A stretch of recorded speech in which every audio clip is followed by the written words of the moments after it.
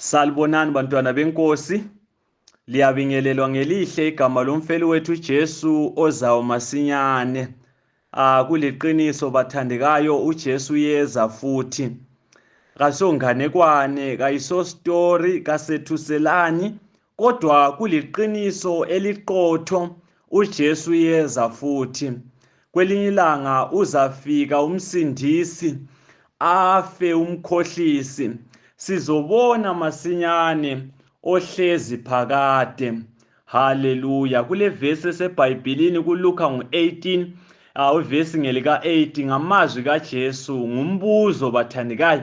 Ithi iBhayibheli yami, kambe nxa indodana yomuntu isiza emhlabeni iza kufumana yini ukukholwa emhlabeni? Kambe nxa uJesu ebuya kona lo mhlaba uza kuthola ukholwa yini? Uza kuthola ukusiphi isimo? Uza kuthola usendaweni efaneleyo yini? Uzibuze wona lo mbuzo bathandekayo. Nxa ungekho endaweni efaneleyo, nxa ungakholwa, khola uJesu engakafiki, khola ungakazunywa yikufa, ngoba uJesu nxa ebuya kuwona lo mhlaba uzothatha abakholwayo, uzothatha ababambise ethembiso, uzothatha abangaphansi kwesiphambano. Mhlobo wami othandekayo, ngiyakunxusa ngazona lezi nkonzo ukuthi ungavumi ukuthi umusa uvale lokhu ungakholwa, ungavumi ukuthi ukufa kukuthola lokhu ungakholwa. Kholwa ungakafi, kholwa umusa ungakavalwa. Haleluya. Lingakhohlwa bathandekayo, sigijima ngaphansi kwesihloko esithi sona Christ our righteousness, uKristu ukulunga kwethu. Lingakhohlwa sisebhukwini lika Romans, sigqibe uchapter 1 kaRomans, lapho ebesikhuluma khona ngohlupho lomuntu, ukuthi umuntu emvelweni yakhe mubi bathandekayo. Okumenza enze kubi yikuthi vele umuntu emvelweni yakhe mubi. Umuntu kenzi kubi ukuze abe mubi, hayi umuntu koni ukuze abe yisoni, kodwa umuntu wona ngoba yisoni bathandekayo. So sikhulumile sathi thina umuntu ebonini bakhe, ebubini bakhe kakhona ukuzilungisisa. Umuntu ulungiseka kuphela uhlupho lwakhe esiphambanweni. Enye ingoma ithi yona esiphambanweni lapha umsindisi wachitha igazi lami khona ngagezisiswa, dumisa yena. Emthonjeni ophilisa izoni ngithabile sengingenile.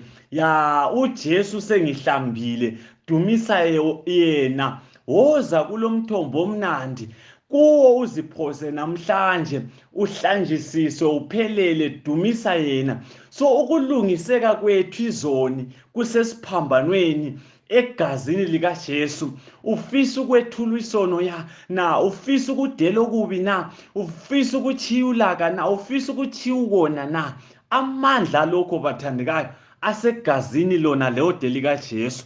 So angisoze ngikutshela ukuthi hamba uyezilungisisa, hamba uyeyekela abafazi babantu, hamba uyeyekela utshwala, hamba uyeyekela ubutabani, hamba uyeyekela ukuziphakamisa, hamba uyeyekela ubumina. Angisoze ngikutshele khona lokho, ngoba lanxa ngingaze ngikutshela usoze ukukwanise manje. Amandla okuchiya okubi asesiphambanweni egazini likaJesu.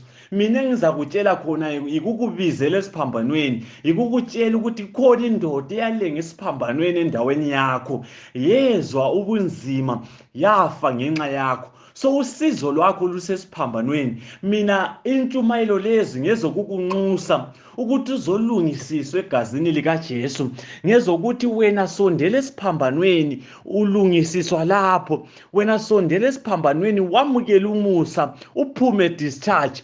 Yamukela uJesu akuphilela impilo engcwele, akuphilela impilo engelasono, akuphilela impilo ehlambulukileyo. Angisoze ngikutshela ukuthi hambe yekela usono, ngoba ingwe kayikhona ukuzitshintsha amabala, lesoni kasikhona ukuzitshintsha uboni baso. Sidinga kuphela inkonzo yesiphambano, inkonzo yegazi likaJesu.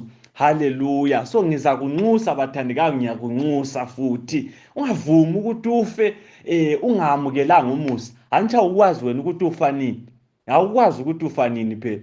lokuthi sokusela amalanga amangaka ukwazi, lokuthi kusela ama-hours amangaka ukwazi. So nxa ungakwazi ukuthi ufanini, lapho ulizwa ilizwi ungayenzi ibe lukhuni inhliziyo yakho, yamukela umusa lapho ulizwa ilizwi. Ya ungalali ungamukelanga umusa manje. Vuma ukuthi uJesu nxa ekhuluma yamukela umusa wakhe ufumane umqhele manje. Haleluya. Namhlanje siku Romans chapter 2 bathandekayo. Ngizafunda amavesi akuqala ka Romans chapter 2 bese singena endaweni yalamhlanje. Romans chapter 2 ivesi ngelika 1 ithi yona ngakho ke kawula sizatho sokuzigeza wena owahlulela omunye, ngoba loba kungaphi owahlulela khona omunye uyazigweba wena ngokwakho, ngoba wena owahlulelayo wenza izinto ezifanayo. Verse 2 siyakwazi ukuthi ukubahlulela kwakhe uNkulunkulu labo abenza izinto ezinje kweyame eqinisweni. Verse 3 ngakho lapho ke wena muntu nje ubahlulela kodwa usenza izinto ezifanayo, ucabanga ukuthi uzabalekela ukwahlulela kukaNkulunkulu na? Verse 4 kumbe njalo weyisa uNkulunkulu ubukhulu bomusa wakhe, ukubekezela kanye lesineke sakhe, ungananzeleli ukuthi umusa kaNkulunkulu ujonge ukukusa ekuphendukeni na? Kodwa ngenxa yobuqholo bakho lenhliziyo yakho engaphendukiyo wena uziqoqela ulaka oluza kuhlupha ngosuku lolaka lukaNkulunkulu, lapho oza kubonakaliswa khona ukwahlulela kwakhe okulungileyo. Ngizagcina khona lapha, siza continue nxa silokho sisiya phambili bathandekayo. Uzakhumbula ukuthi nxa siku chapter 1 lapha ngakutshela ngathi mina ibandla labaseRoma libandla labezizwe bathandekayo, kodwa lalilamaJuda labezizwe phakathi kwalo. So ngilokukholwa nxa ngifunda amavesi wona lawa ngokuzwa kwami ngesikhathi uPaul efunda yona lincwadi, ngesikhathi uPaul ebhala incwadi le yafika yathathwa ngabadala bamaJuda bayifunde ebandleni laseRoma. So zazihleli ndawonye iziququmadevu, ingwevu zakoJuda zifunda yona lincwadi, zahle zezwa ngathi uPaul ukhuluma labezizwe kuphela, ngenxa yokuthi uPaul wayekhuluma ngobubi bomuntu, ngenxa yokuthi amaJuda emvelweni yabo ngesiJuda sabo babecabanga ukuthi bona kabala sono. Babecabanga ukuthi isono ikwenza kubi. Bathandeka isono kasenziwa, isono yilokho esiyikho khona. So bona babecabanga ukuthi isono siyenziwa, therefore bona nxa bengenza okubi bona balungile. So le ncwadi yayithi ifundwa bona babeyijikela kwabezizwe besahlulela abezizwe. So ngicabanga madoda ukuthi zazihleli ingongonono lengwevu zamaJuda zilalele kufundwa incwadi kaPaul ku chapter 1 verse 18 to 32, lapho uPaul akhuluma khona ngokuthi ulaka lukaNkulunkulu luyabonakaliswa luvele ezulwini kulabo abangalunganga kanye lobubi babantu, lezinto ezimbi ezesabekayo ezenziwa ngumuntu ngenxa yokufulathela uNkulunkulu. Zaqala ukuvuma ngamakhanda, ingwevu zathi lapho uPaul uchaye khona, uchaye esikhonkhosini, uchaye ekhanda uPaul, ngoba sihlezi sikutshela okungabantu bezizwe ukuthi yizoni. Libabi bantu bezizwe, sihlezi silitshela. Namhlanje uPaul litshela ngencwadi. Zaqala ukuvuma ngamakhanda, zithi ngabantu kwezizwe lokho sihlezi sikutshela ukuthi yizoni, sihlezi sikutshela ukuthi akufanelanga. Zithe zisajabulile uPaul abengena ku chapter 2 ivesi ngelika 4, uthi wena ungazitshayi umuntu ozwayo man, uhamba uphokothele usahlulela abanye, ngapho nawe usenza izinto ezifanayo lalabo bahlulelayo. Nxa usahlulela omunye nawe uyazigweba, ngoba nawe ufana laloyo mahlulelayo. uNkulunkulu akahluleli ngefavoritism. uNkulunkulu ekwahluleleni kakhe kwemeqinisweni bathandekayo ya yathi ifunda incwadi ka-chapter 2 amaJuda zaqala ukungunguna zathi empeleni uPawulu akakhulumi kahle ngathi madoda, kumbe ukhuluma labezizwe yini? Kacaci uPawulu. Phela thina singamaJuda, sasokwa thina madoda, asifani lokungabantu kwezizwe lokho. Ya ungakho uzakhumbula ukuthi uJesu wafanisa wayenza umfanekiso womfarisi lomthelisi kuLuka chapter 18 sithola umthandazo womfarisi sithi mina ngizila kabili ngeviki kangifani la ngabantu kwezizwe lokho, mina ngilungile, mina mJuda ngilungile, angifani labantu kwezizwe lokho. So uPawulu nxa incwadi kaPawulu ifundwa ebandleni labaseRoma bangunguna abadala bathi awu empeleni uPawulu kakhulumi lathi lapha, uPawulu ngeke akhulume lathi kanje. Yasilabo even namhlanje abantu abanjalo bathandekayo abathi lanxa intshumayelo zifika, udaba lufika kubo lokuphenduka, bathatha intshumayelo zonke bazifotsholele kwabanye, bathatha intshumayelo baziphosele kwabanye. Ya uzibona ngathi usungcono kakhulu wena, ubona ngathi usuphelele kakhulu, ilizwi lenkosi kalisakufanelanga wena usulunge kakhulu wena.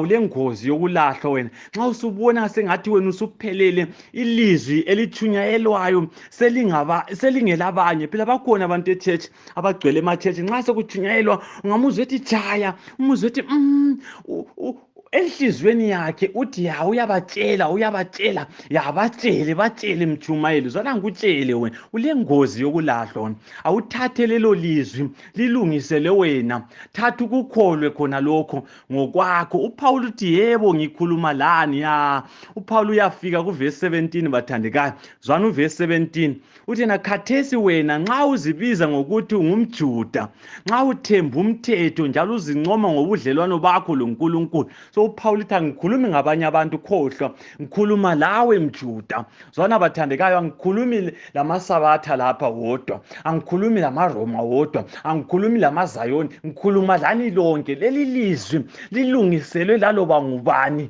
olizwayo, lithathe likusindise, lamukele likusindise bathandekayo. uPawulu uthi yebo ngikhuluma nani maJuda, lihamba liphokothele, likunyayela, libhampa, liyazincoma lina ngobudlalwane benu loNkulunkulu. Uyabona bathandeka, uPawulu kuchapter 1 ubechasisa ngempilo yokuhlamuka, uhlamukela uNkulunkulu, impilo yabezizwe. He has given us a terrible picture of death kuchapter 1. Uthi abantu abanayo uNkulunkulu bakhonza izithombe, baphila ngempilo yokungcola, impilo yesono. Manje kuchapter 2 usekhuluma ngamaJuda. Why uPawulu esehlukanisa amaJuda labezizwe enkulumeni yakhe? Yikuthi phela amaJuda were in a very special position bathandeke.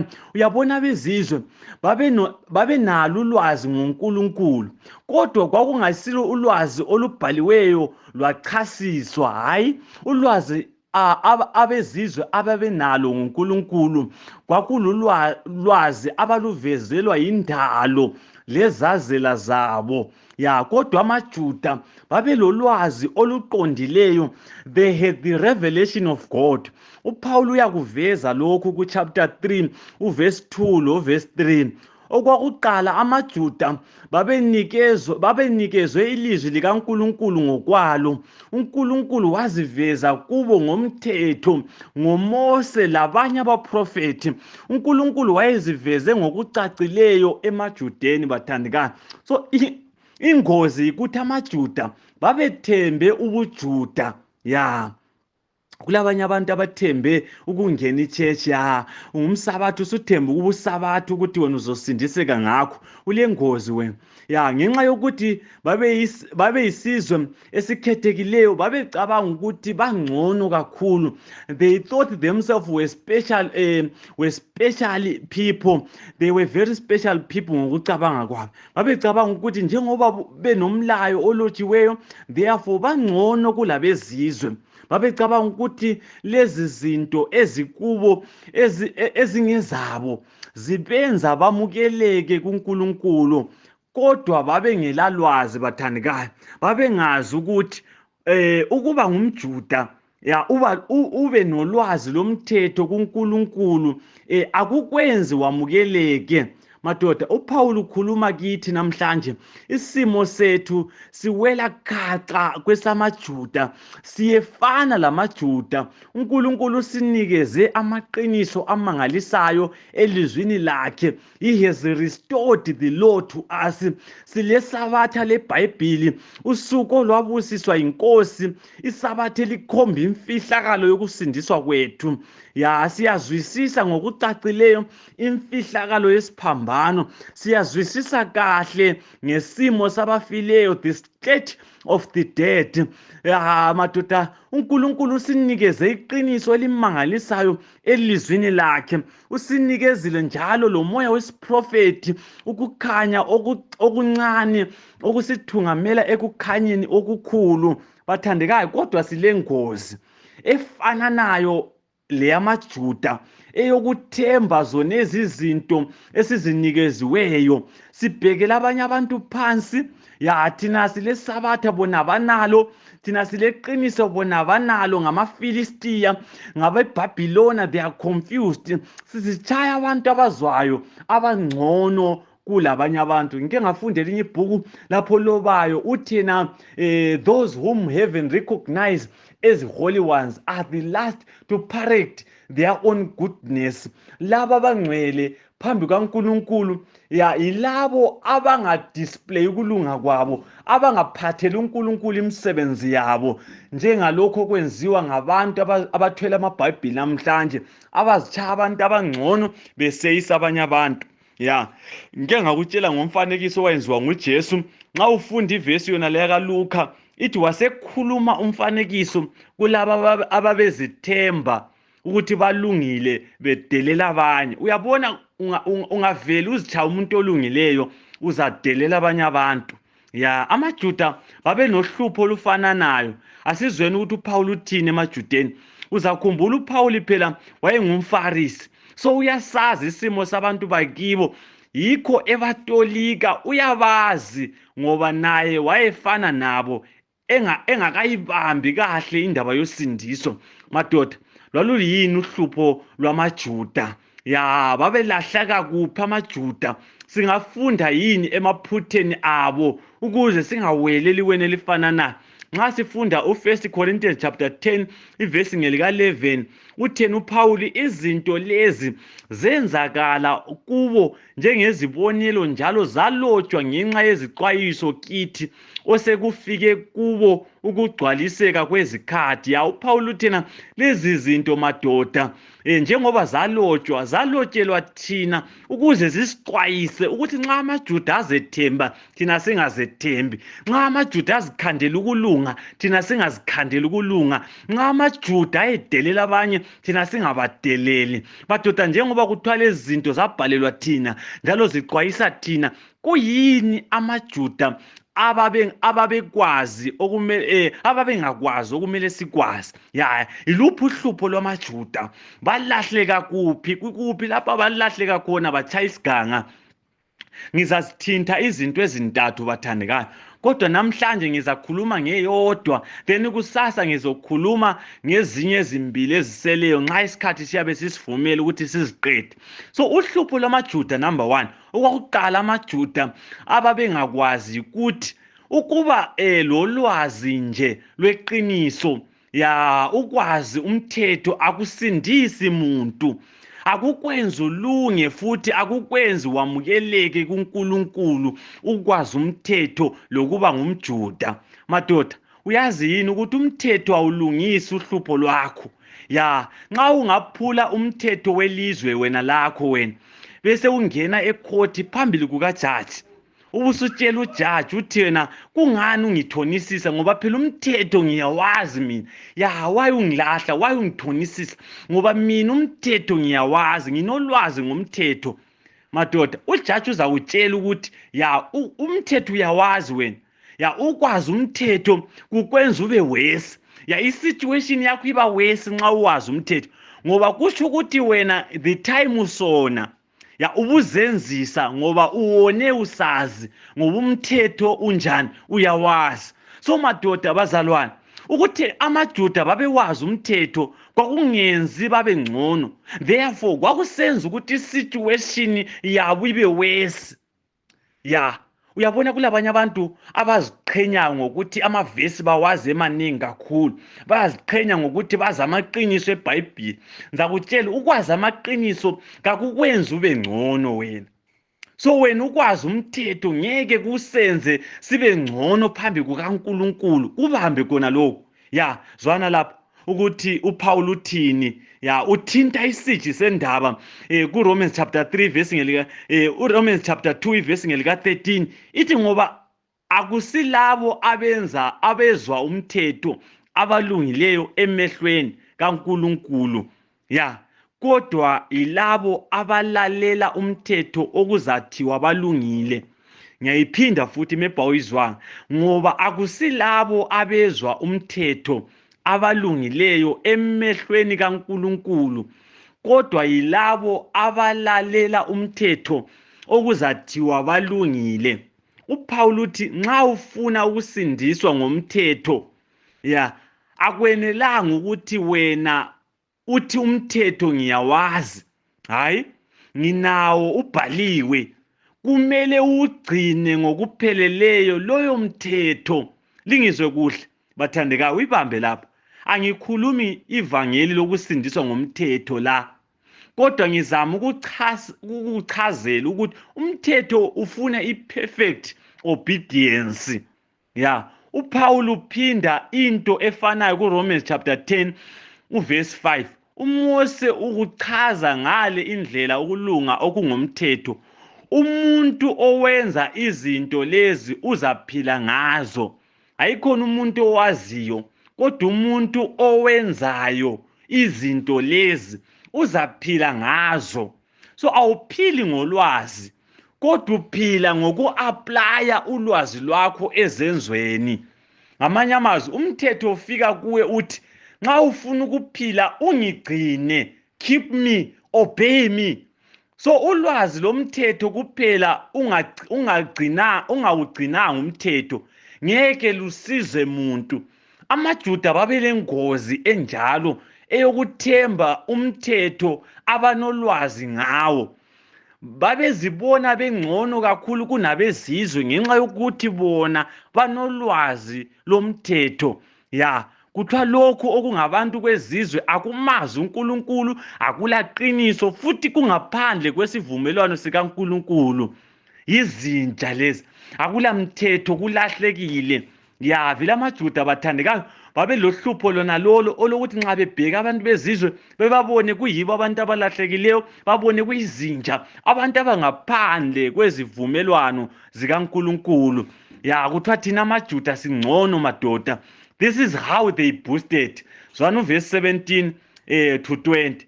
uPaul uthini? Uthi khathesi ke wena nxa uzibiza ngokuthi ungumJuda, nxa uthembe umthetho njalo uzincoma ngobudlelwano bakho loNkulunkulu, nxa ukholwa ukuthi ungumkhokheli weziphofu, ukukhanya kwalabo abasemnyameni. Ya, uPaul abesesithi yena kuverse 21 to 23, ngakho wena ofundisa abanye, kambe lawe kawuzifundisi na?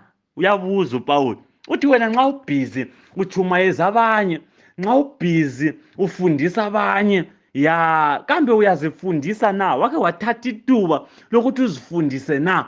Kumbe uthatha into ongaziphiliyo, into ezingakusiziyo uyechumayeza abanye ngazo? Abeseqhubeka uPaul uthi wena ochumayela ngokungebi uyeba na? Phela kulabanye abantu ababhizi bathi ungatshontshi. Ya, bathi ungathathi izinto zikamakhelwane, kodwa bona babhizi engqondweni zabo, bathatha izinto zabo bomakhelwane, babhizi bayeba.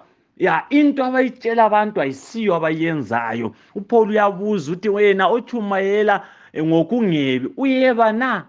Wena othi abantu bangafebi uyafeba na? Yababhizi labachumayeli babhizi bame kumapulpiti batshela abantu ukuthi bangafebi, kodwa bona babhizi labafazi babantu, babhizi lamantombazana abancane, kodwa kuyiyo into abayichumayela kumapulpit. uPaul uyabuza uthi wena othi abantu bangafebi uyafeba na? Wena owenyanya izithombe uyawaphanga amathempeli na? wena ozincoma ngomthetho uNkulunkulu uyamdelela ngokwephula umthetho na?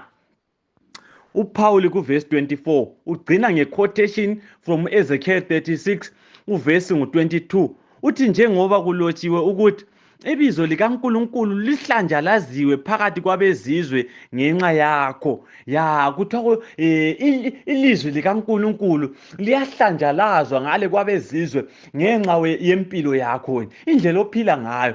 Ya ngoyenza ukuthi kungachumayeleki wena. Nxa usiyachumayeza abanye abantu ngenxa yokuthi babona wena usehluleka ukuphila isiKristu, usehluleka ukuphenduka, ilizwi lichumayelayo kalikuguquli wena. Abantu baze babone ngathi ivangeli kalisebenzi ngenxa ukuthi babheke wena. Ya wena obhizi ukhuluma ngomthetho, ukhuluma ngokuthi uJesu uyabuya, kodwa wena ubonisa ukuthi uJesu uyabuya ngempilo yakho.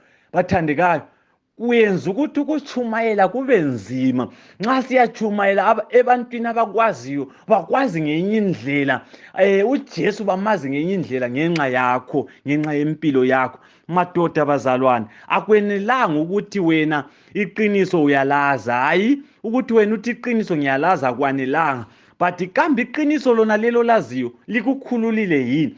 Has that truth set you free? Bathandekayo, iqiniso selikukhululile yini? Likukhululile yini iqiniso laziyo? Akusebenzi ukuzincoma ngolwazi lweqiniso ngapho usenza izinto ezenziwa ngumhlaba, amanyala lokungcola konke. Ya ungabe ungakwenzi obala njengamaJuda usenza ucatshile. Ya uPaul ukhuluma lawe namhlanje, uPaul ukhuluma ngalawe. Thina abantu ngokwemvelo we are legalist bathandekayo, abazenzisi. Siyafihla esikhathini esiningi. AmaJuda babengenzi izinto egcekeni, phambi kwabantu babengcwele belungile. Zwana uJesu uthini kuMatthew chapter 23 iverse ngelika 5 futhi konke abakwenzayo bakwenza ukuba babonwe ngabantu. Ya imbonani madoda, umuntu wakhona phambi kwabantu uyabecocobisa, ezenza umuntu olungileyo, ehambe ephokothele, ehambe nje enunubele phambi kwabantu. Kodwa ke izinto azenze ensitha ziyesabeka kakhulu.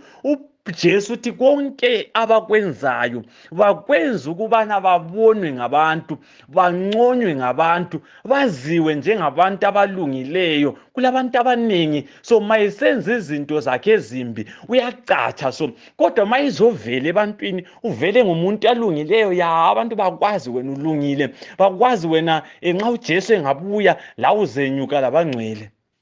Ya ngiyaqhubeka bathandekayo.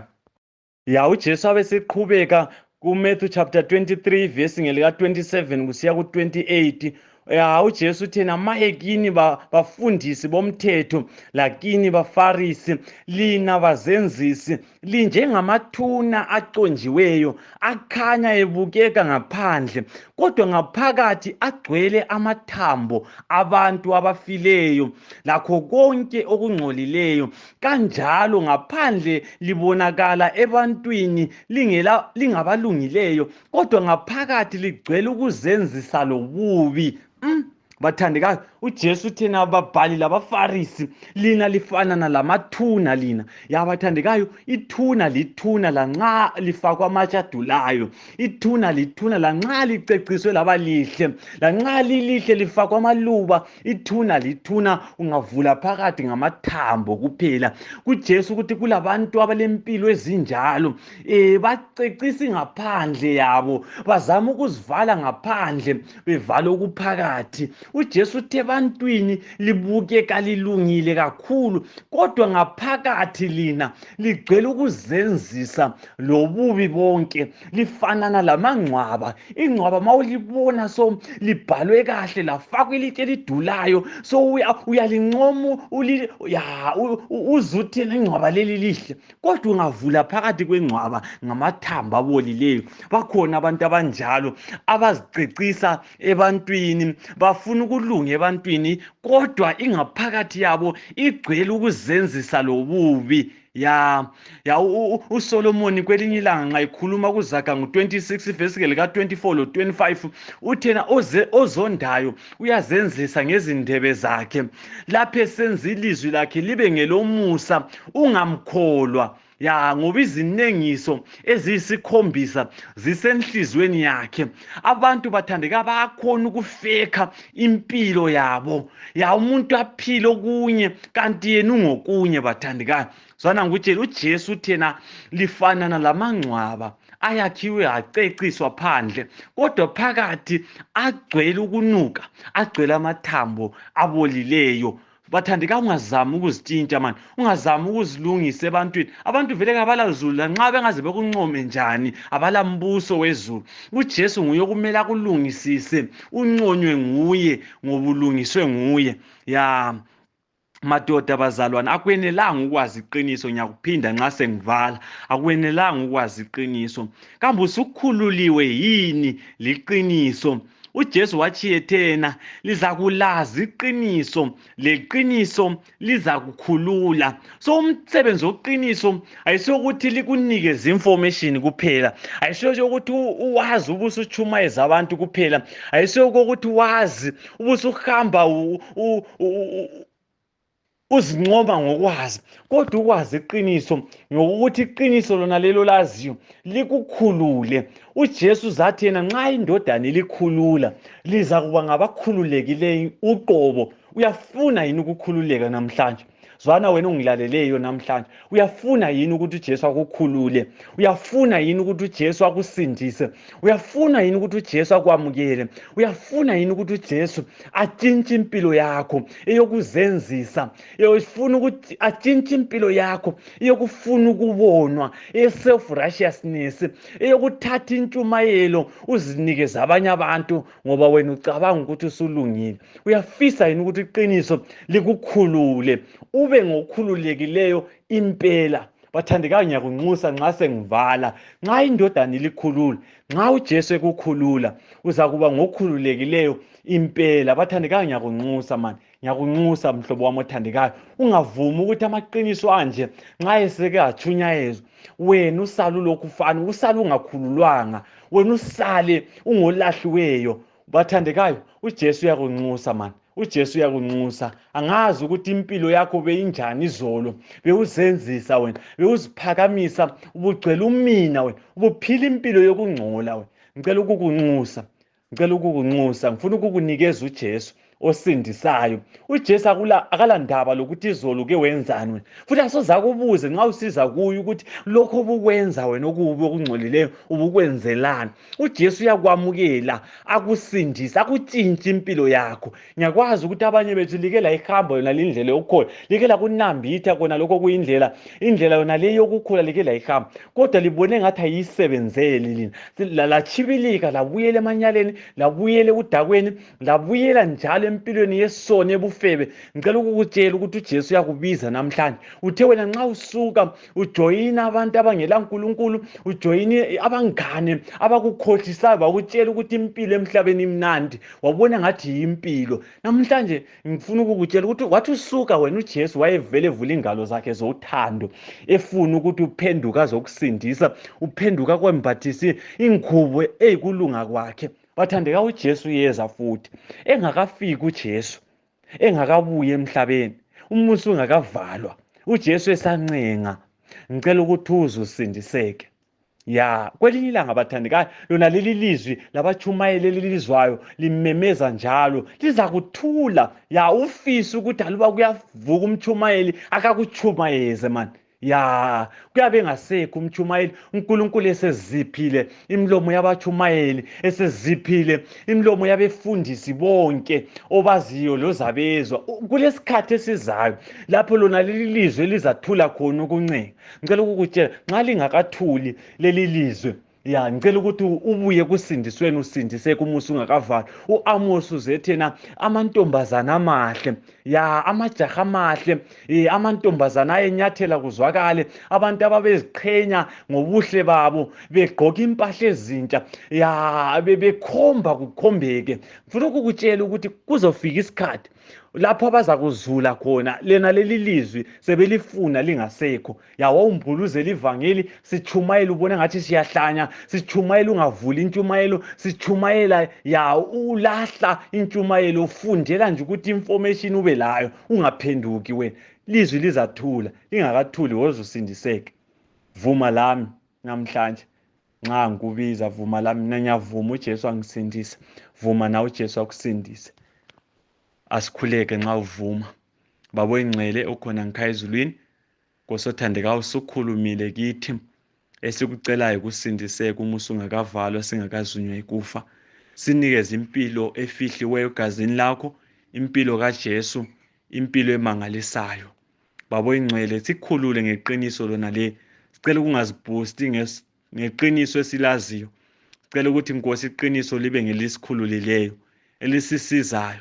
Utshilo elizwini lakho Nkosi uthi nxa umuntu esewamukela ukwazi iqiniso kodwa eqhubeke ehamba emanyaleni, awusekho umhlatshelo ngesono. Kuphela ukulindela okwesabekayo, umlilo ozatshisa lozaqeda amaphikankani. Uma usungakavalwa sisindise Baba. Bayavuma abafowethu, bayavuma odadewethu. Siyabonga ngenxa kaJesu. Amen.